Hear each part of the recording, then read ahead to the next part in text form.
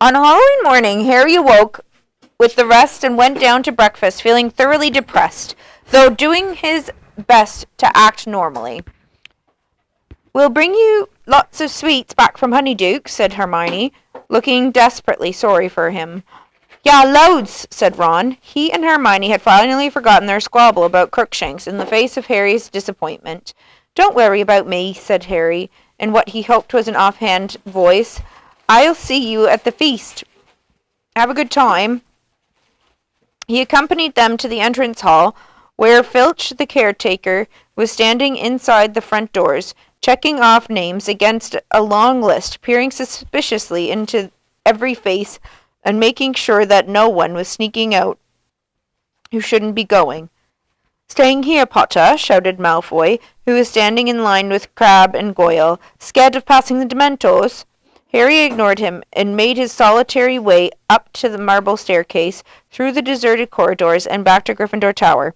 "Password?" said the fat lady, jerking out of a doze. "Fortuna Major," said Harry listlessly. The portrait swung open, and he climbed through the hole into the common room. It was full of chattering first and second years, and a few old students who had obviously visited Hogsmeade so often the novelty had worn off.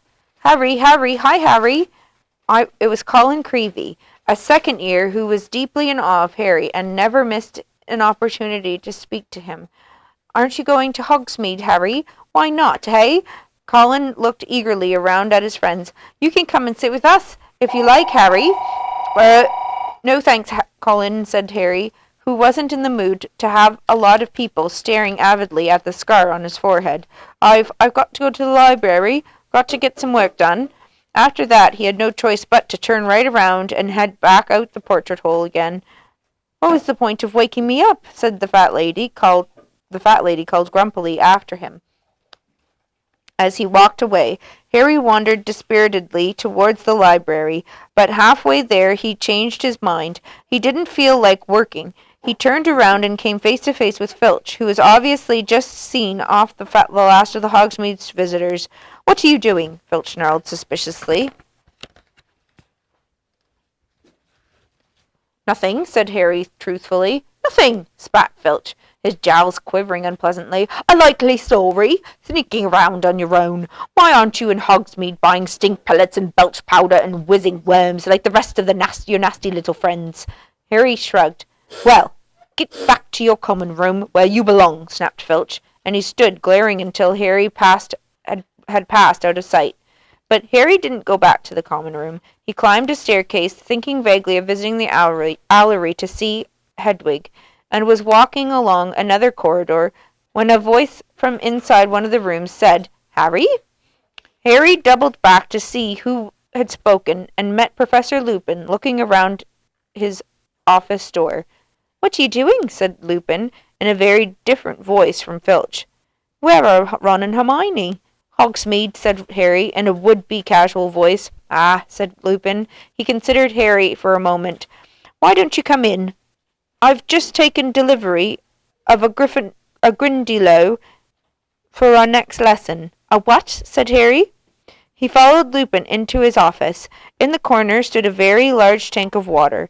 A sickly green creature with sharp little horns had its face pressed against the glass, pulling faces and flexing its long, spindly fingers.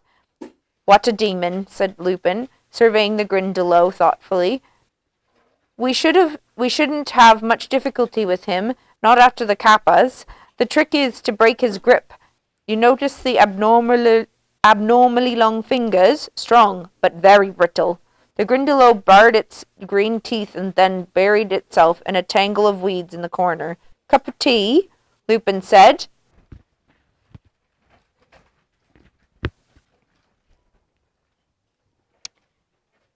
"I was just thinking of making one." "All right," said Harry awkwardly. Lupin tapped the kettle with his wand, and a blast of steam issued suddenly from the spout. "Sit down," said Lupin, taking the lid off the dusty tin. "I've only got tea bags, I'm afraid, but I dare say that you've had enough with tea leaves." Harry looked at him. Lupin's eyes were twinkling. "How did you know about that?" Harry asked. "Professor McGonagall told me," said Lupin, passing Harry a chipped mug of tea.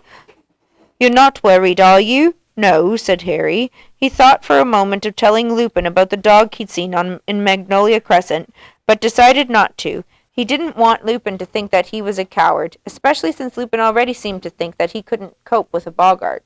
Something of Harry's thoughts seemed to have shown on his face, because Lupin said, "Anything worrying you, Harry?" "No," Harry lied. He drank a bit of tea and watched the Grindylow brandishing a fist at him. "Yes," he said suddenly, putting his tea down on Lupin's desk. "You know that day that we fought the Boggart?"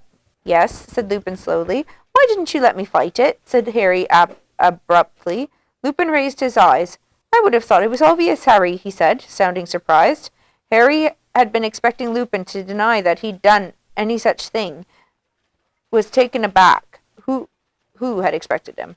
Was taken aback. "Why?" he said again. "Well," said Lupin, frowning slightly, "I assume that if the Boggart faced you, it would assume the shape of Lord Voldemort." Harry stared. Not only was this the last answer he'd expected, but Lupin had said Voldemort's name. The only person Harry had ever heard say the name aloud, apart from himself, was Professor Dumbledore. "Clearly I was wrong," said Lupin, still frowning at Harry, "but I didn't think that it was a good idea for Lord Voldemort to materialize in the staff room. I imagined that people would panic."